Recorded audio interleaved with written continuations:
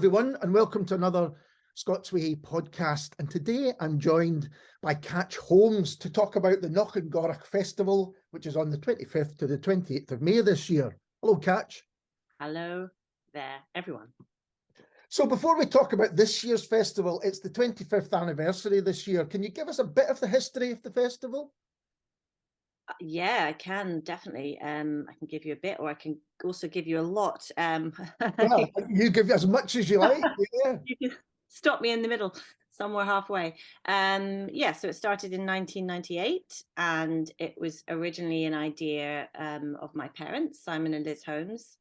They had hosted an international rainbow gathering, which, for those who are not familiar, was a kind of international institution that used to happen. I'm not actually sure if they still do, where people would gather together in international locations and share music and chat and workshops. And this international gathering happened at Knockengorroch because we knew some people. I used to do some road protesting in the 90s. Mm-hmm. No, I don't look old enough, but I did meet some people in the Rainbow Gathering sort of circuit then. So they came to hear about the place and asked if they could hold this very large, sort of several thousand people from around the world's Rainbow Gathering. And although it didn't take place on the Knockengorroch land, it took place on the mountain behind us. Mm-hmm. And Knockengorroch became the welcome centre. So you had these people coming from all over the place to this welcome centre. So that gave my mum and dad the idea of, a large festival, people come and this could be possible. And at the same time, Celtic Connections Festival was sort of really getting going. I think it was 95, Celtic Connections started. And my mum had been going with her friend to various gigs. And there was this whole burgeoning of Scottish traditional music. I think it got a bit of a resurgence in the 90s. You had bands like Sugar Nifty and Peabog Fairies and the term acid croft, and there was this real celebration of the music and the culture. And I think my mum and dad, who were not from Galloway but moved there in the 70s from London and had lived there, and I was born in Dumfries, but they kind of got swept up with this and grew to love the music through, I would say, probably largely Celtic Connections. And they went to a gig and Old Blind Dogs were playing, who were and still are brilliant. Mm-hmm. Underestimated band in my opinion, and they just thought, oh, wouldn't it be great to have them play in the field? So they went up to Johnny Hardy after the gig and said, what do you think? Random people with the field. And he said, yeah, why not? So that was 97, and then in 98 in midsummer, actually it was June midsummer, Old Blind Dogs came and played, and a couple of hundred people came, and we lost loads of money, and that was how it began. Yes. So that's really interesting, because I think at that time there was also the kind of growth of festivals as well. Yeah. So that was something that you were obviously tapping into. Yeah, I mean, I will say that at that time there were no other festivals of our ilk in Scotland, and in fact it was quite a while before they really started to grow. Wicker Man came along. I think it was still the 90s when Wicker Man came along, and obviously we spoke to them a lot in the beginning because obviously same region.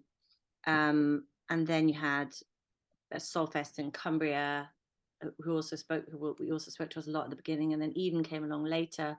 But really, the kind of Scottish festival scene that you see now didn't really properly take off, I would say, till the noughties, when it really started to take hold. So for quite a while, we were sort of one of the only festivals. And when I say, obviously there were Greenfield folk festivals, but there was nothing like this kind of eclectic, sort of folky trad, land-based, with a kind of fusion of different styles of music, and a bit like what's happening in the South. And I'd been to Glastonbury, and I went to a lot of festivals in the South when I was road protesting, actually, and sort of a little bit plugged into that scene.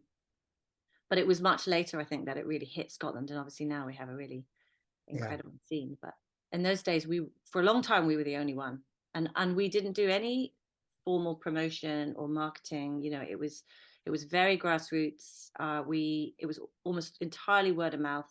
It was a very organic growth. Within about a few years, we were kind of managing to cover costs. And yes, it was an absolute labor of love in the beginning, and we didn't have a business plan. And I remember reading a guide in the List magazine about 10, 15 years ago about how to put on a festival. All right. And about 5 of the 10 points that it told you not to do, like have a pronounceable name that people remember. Okay, maybe they remember it, but it's not pronounceable for that many people. Secondly, have it in a very easily accessible place. We're not difficult to access, but we're not by a main road or anything. We're not by a city. And I remember reading that article and going, oh well. It wasn't. It was a very organic. What I'm saying is, I guess it wasn't something that was planned in a way. It kind of came upon us. Now, obviously, we have to be organized and planned because it is a very busy festival scene. So just thinking, what size are you expecting in terms of people coming, festival goers? So it's about 3,000 people. We're hoping, we can't get that much bigger because our site is quite small. We don't have eons and eons of extra fields. It's a sort of river valley, and it's bounded on each side by mountains and a river. So it's only so big and so many people we can take. But we do have this year places for people to park off-site because the vehicles are what take up the space. So if we have parking for people off-site, we can get more people actually on the site to camp and enjoy the festival. It does sound like a beautiful place to listen to music and stay. Yes, it definitely is. It's on a site that has been populated for many hundreds, if not thousands of years. There's ruins of settlements all along that river valley, and in the southern uplands, which of course where it is, some of the mountains aren't so hospitable for living on or in. There would have been sheilings and summer houses, but once you're in the sort of meadow plain of Knockengorroch, you can see how it's a perfect place for people to have lived and to gather. They used to play football there, I believe, in last century, and there was even a school there. And if you look on the old maps, there was a wee castle or a tower, Knockengorroch Tower, and all along that river there were settlements. And so it's very lush. The pasture is very green, and we call it a natural amphitheatre. So the stage is made out of local timber, and the music and the bass, and there is often bass, kind of reverberates off the hills. So it's sort of like a natural amphitheatre. And so from that initial beginning, Old Blind Dogs playing in a field, as you said, how did you grow it? I mean, it was natural, so you just kind of little bits every year? Yeah. It seems like I can't really remember. It's quite a long time ago now. Yeah, sure. But it was absolutely natural. So I can't remember what year it was. It must have been maybe 5 years in or something, or 4 years in, because I was like, oh, why don't we have a tent for people to go to dance later after the bands are finished?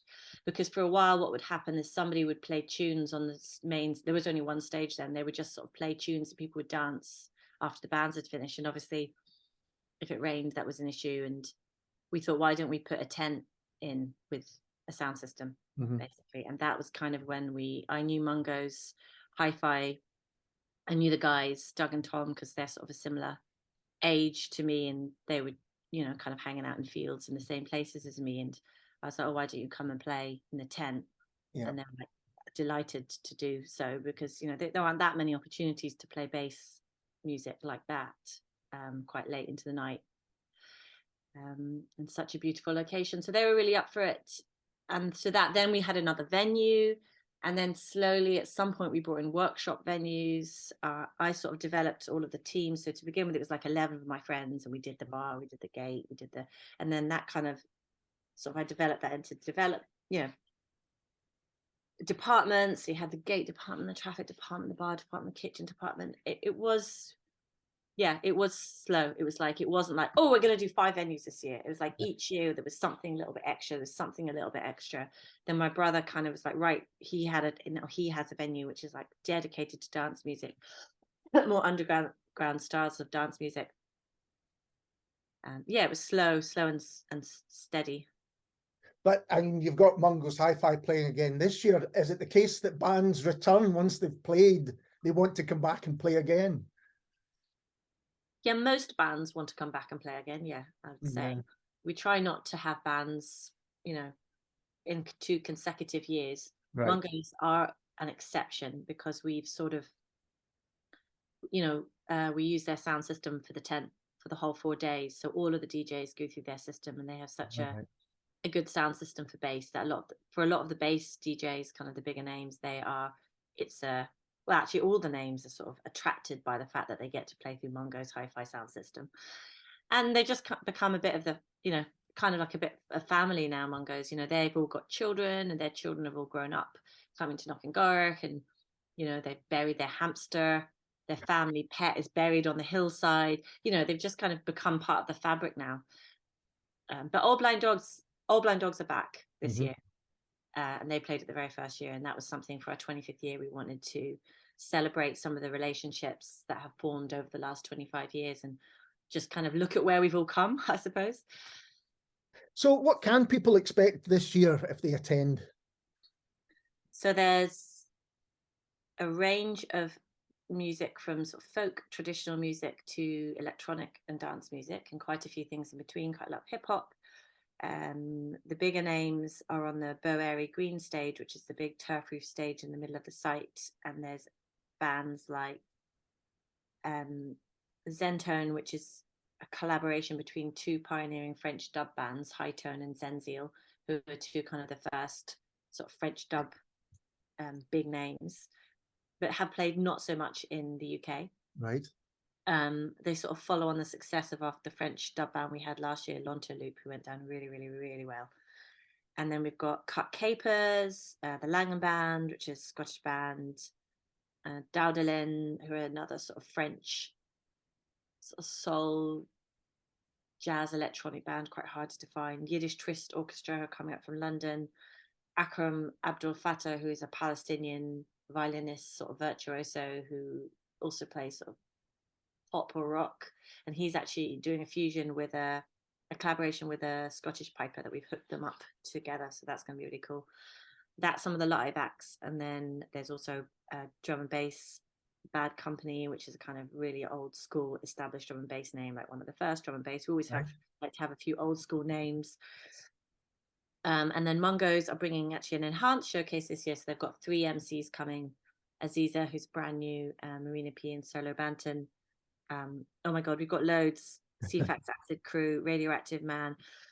I'm always quite surprised because people kind of come out the woodwork sometimes. Like, I have a friend who's a really big folkie, and he was like, I'm coming to Knockengorroch because you've got CFAX Acid playing. I was like, oh, that's totally not what I expected him to say. It's like, I've got to come. So yeah, I mean, it's definitely for curious people with open minds. Those are the people that we want, I mean, you will discover something at Knockengorroch. Like, you will not have heard of everybody on the bill, and we know that, and that's fine. And we think we've got to a point where enough people trust they will discover something they love, and it's rare that someone doesn't come up to me and go, this was amazing, I discovered this, completely sort of unsought out, if you were. And it surprises me every time, but it does always seem to happen. So. And how do you begin to program a festival like this? Well, you don't really stop thinking about it, I suppose. I mean, whenever you're kind of going about, bands kind of come up on the radar, don't they? Someone says, oh, this was great, or have you seen that? Or somebody's coming to town, or you hear a tune on the radio and things come into your consciousness, or you've seen something at another festival. So you're thinking about it all year. But I would say that we really start to put the bigger names in place in autumn, September-ish. We start to book in earnest, but then we're programming right up until January, really, the next year, February, with more sort of local names and up and coming names and new names. And we've got established relationships, so we have some long-standing relationships with agents. So sometimes they'll suggest acts to us because they know the kind of things that we want, or somebody will be touring and they'll be like, ooh, so and so's on tour, do you want them? Yeah. And I think it would be a good idea to let people know how they can get tickets and other details. So all available on the website, on the knockengorroch.org.uk website. We're expecting to sell out, but we won't know that until we get closer to the time. Tickets are selling well, but we would advise buying your vehicle passes at the very least in advance, because vehicle passes are where the main sort of pressure of selling out is. And yeah, vehicle passes, we're on an advanced sort of price at the moment. They will go up closer to the time, and we're on our sort of final tier before the last sort of gate prices come on. And there's concession prices, there's disabled free carer tickets, and there's youth prices as well, and children go free. Oh, brilliant. Have you any tips for people coming? Things that you've learned over the years that you think, yeah, that's a good idea to do that? Well, it's a festival in Scotland. Yeah. Be prepared for every weather possibility, even if the weather says, oh, it's going to be really rainy, or the weather says, oh, it's going to be really sunny. Be prepared for the other, because it's in the hills, so it's a bit of a microclimate. So although, you know, sometimes I'll glance at the weather forecast, I tend not to take the weather forecast too seriously, because you never know what you're going to get. And you could get the whole range of weathers in 4 days. So be prepared. Bring sun cream and wellies. What else? And warm clothes, but also, you know, bikini or whatever. And Well. there's plenty of food and drink on site and all that. Oh yeah. Yeah. So there's 3 bars, and lots of food stalls, and lots of just normal stalls as well for, you know, shopping if you want to buy nice things, music stalls. Bring your children. Lots of people bring their children. There are noisier places to camp and quieter places to camp, but all the stewards are really friendly and will direct you to the best places to go for camping. And there's also disabled places to camp as well, so we're trying to be as accessible as possible. And check out the workshops. You know, I mean, there's a lot going on, and you can't do it all. It's almost a bit too much. You're like, God, have we gone over the top? Nobody could do all of this, and you always miss out on something. But I think it's nice to just go with the flow sometimes and see where you end up. And then people can come back next year and do the things that they missed out this year. Yeah, exactly. And you mentioned workshops. What kind of thing could people expect from your workshops? My gosh, I'm going to have to get a little look at my workshop program.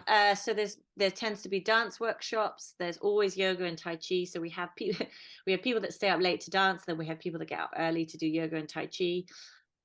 We've got taiko drumming. They're coming back this year. We've got workshops on beekeeping. We've got a new environmental venue this year, which is a polytunnel, which will be growing organic food year round, but will also be a venue for talks and workshops. So we've also got talks about some of the local features. If you're interested in your history and the place around you, there's talks about the Southern Upland Way, obviously, which is a walk that goes close to us. Gaelic singing workshops, there's children's workshops, there's storytelling workshops. My goodness. We will actually be releasing a full workshops list in the next fortnight. But it's crammed full. There's circus workshops, hula hoop workshops. Wow. Yeah, there's loads on. I can't remember now that off the top of my head without going and looking up a file on my computer, which would be. I was going to ask you about the principles behind the festival, because it's very green and environmentally friendly. How important is that? Yeah, I mean, because my parents live at that place all year round, it's where I grew up and it's where they still live all year round. You know, we don't just kind of parachute into a field and then parachute out again. So, you know, you're sort of living on the land sort of all through the seasons. And to be honest, you know, my parents moved there in the 70s with a kind of idealistic, leave the city, move to the countryside, grow your own veg, be self-sustainable. Obviously harder, quite difficult to do that, especially in such an upland area where the growing season is quite short.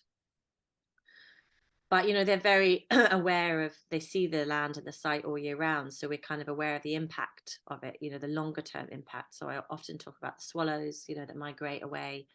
They always come back around about May time, and they always like roost in amongst the stage. They kind of fly in and out above the performers. So we're really aware of the wildlife of the site. All of the venues are built out of materials that are available on and around the site. The Longhouse is a recreation of an Iron Age dwelling that would have sat in that very position hundreds of years ago, and that's been built with wattle and daub and traditional based lime and basically turf, sort of mud walls with rocks. It's been a total labour of love, that thing. So you know, whilst we definitely still practice all the things like recycling and try not to use single-use plastics, encouraging people not to come in their cars, to car share, to Mhm. take the bus, to take the not bus that we run from the Central Belt. It's also about something deeper than that. It's also about connecting people with the place that they are in, understanding that they're a part of the place that they're in, and growing to love and want to protect that place, because after all, these kind of remote places in Scotland, if people don't, individuals don't take an interest and want to look after them, then there are other larger interests that are maybe more monetary driven can move into these places, Yeah. and they perhaps aren't so concerned about the long-term environmental impacts of these places because their main objective is making money. So it's, you know, we feel that merely simply by existing and having an event in such a place, we're helping to sustain that place for future generations. Yeah, it's interesting. I was at a book launch last year in Dumfries, and a lot of the people I spoke to and the people involved kind of had the feeling that Dumfries and Galloway is kind of almost a forgotten bit of Scotland. You know, people go there because there's a thing to go to rather than passing through. I guess with a motorway, that's probably just done that. So is it, you've explained the importance to it, but how do you feel about Galloway and the arts, and you know, do you think it suffers? I mean, you've got Oh my one God. book festival, of course, which is great, but again, it's not the easiest one to get to. No, I mean, don't get me started. Dumfries and Galloway is where I'm from, Mhm. and I feel I live in Edinburgh now, but I'm down in Dumfries Galloway a lot. I'm sort of relocating and putting my child in school there for a bit. It's absolutely one of the kind of forgotten gems of Scotland, as they call it. You know, a lot of tourists come to Scotland, they fly to the Central Belt, they go to the Highlands, and off they fly again from Glasgow, Edinburgh, or they drive up on the motorway from the south, straight up the M74, up the corridor, and completely miss out. And I find myself explaining to people outside of Scotland a lot where Dumfries and Galloway. I'm like, you know, the big lump that sticks out in the southwest of Scotland. It's quite a large lump, actually. It sticks out quite a lot. It's actually quite big. And they're like, oh yeah. I'm like, well, that's where I'm from. I'm like, it's quite an interesting place. The history is interesting. Mhm. You know, there was the Kingdom of Galloway, which was a separate kingdom to the rest of Scotland, had affinities with Ireland and Scandinavia at one point, as much as it did with Scotland and even England and Cumbria. And it's very rural, and a Mhm. lot of Scotland has rural challenges. But I think one of the differences about Dumfries and Galloway is it's not very populated and it's quite big. Mhm. It doesn't have any kind of, you know, crofting status, even though in reality it's not as high as the Highlands. There's no Munros, it's just Right. Corbetts. But it is quite a high mountain range. It is quite a significant mountain range for Scotland, but it often gets lumped in with the lowlands. Mhm. It gets called the lowlands because it's south of the Central Belt.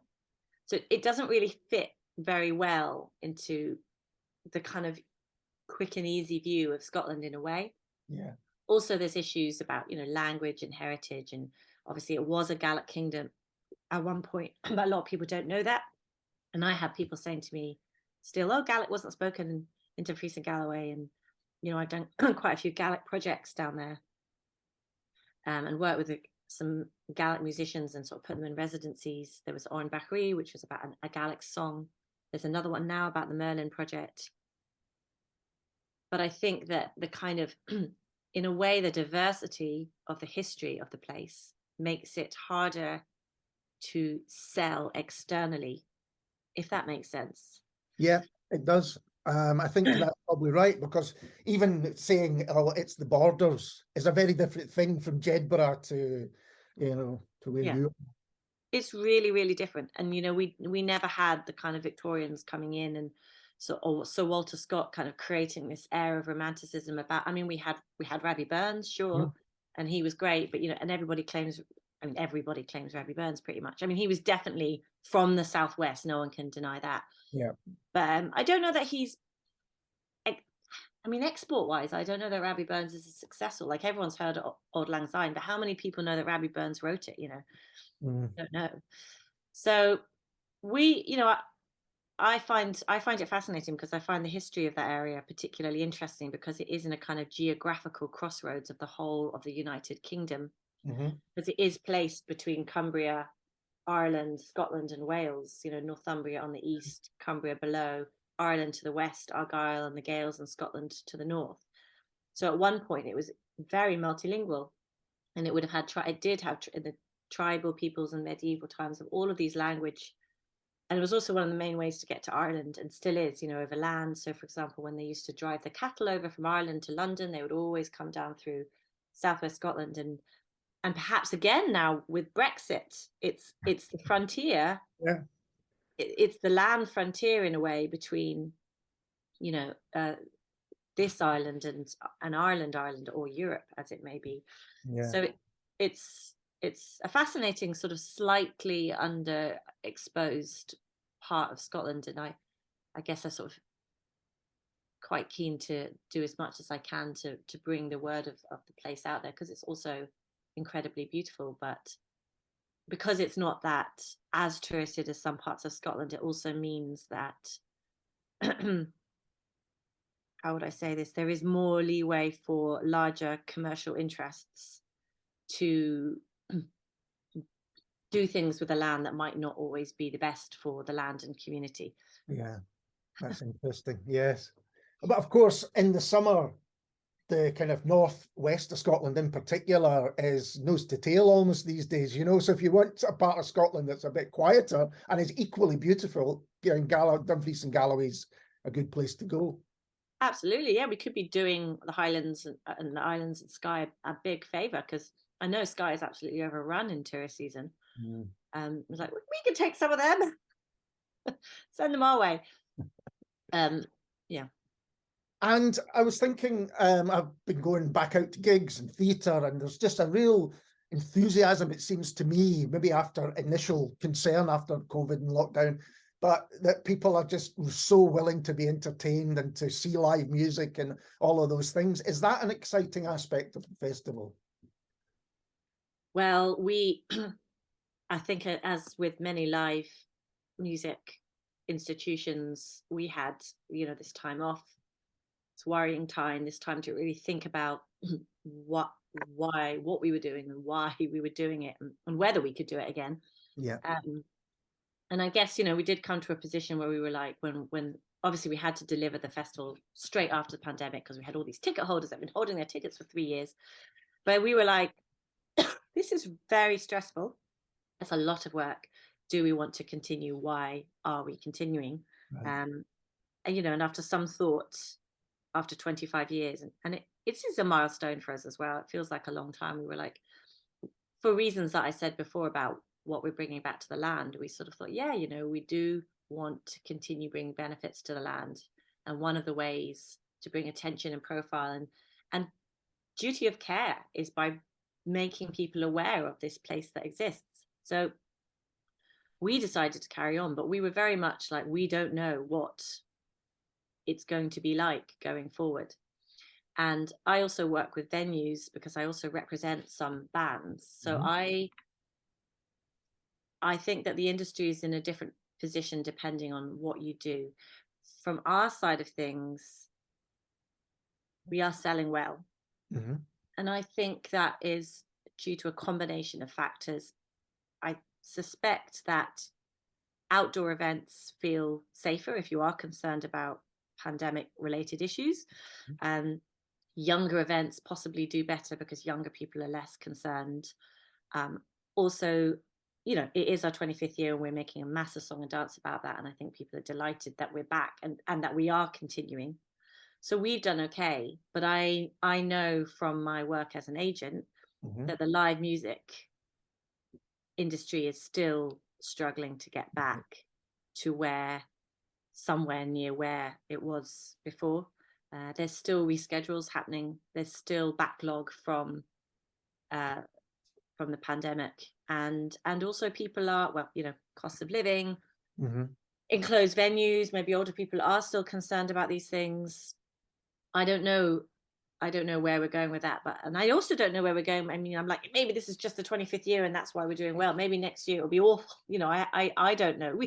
This is a this is a bum on the edge of your seat business. You know, you just don't know what's coming. And I guess, you know, you don't do it unless you're okay with a little bit of risk and a bit of excitement, because then when it does work, obviously it feels great. Now, this might be an impossible question to answer, but is there anything that you're particularly looking forward to? I know you've told us how much is going on, so it may be impossible, but is there something that you think, yeah, that's going to be special? Yeah, I always have a little top picks that's like my own personal top picks that I say to all my friends. And like, you know, because as I'm putting the program together, I'm like, ooh, yeah, ooh, that's unusual. Yeah. You know, there are a few special commissions happening because it's our 25th year.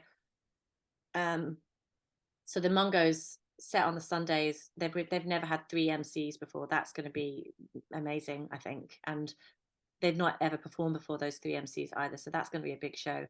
We've got a commission with Ocean All Over, who are a performance art group based in Dumfries and Galloway, which is kind of going to be based around adders, which are a slightly endangered species these days. Right.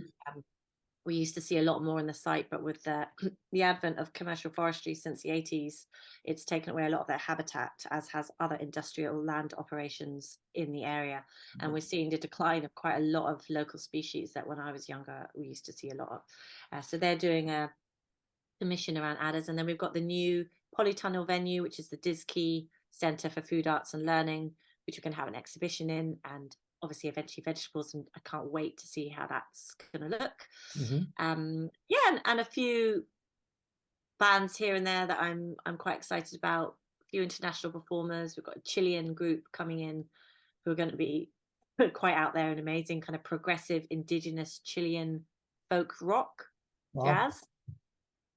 Yeah, the Chilean indigenous folk rock jazz is something else. So it's a happening scene. Yeah, it's it's the sort of thing you might only ever see at Knockengorroch and certain parts of Chile.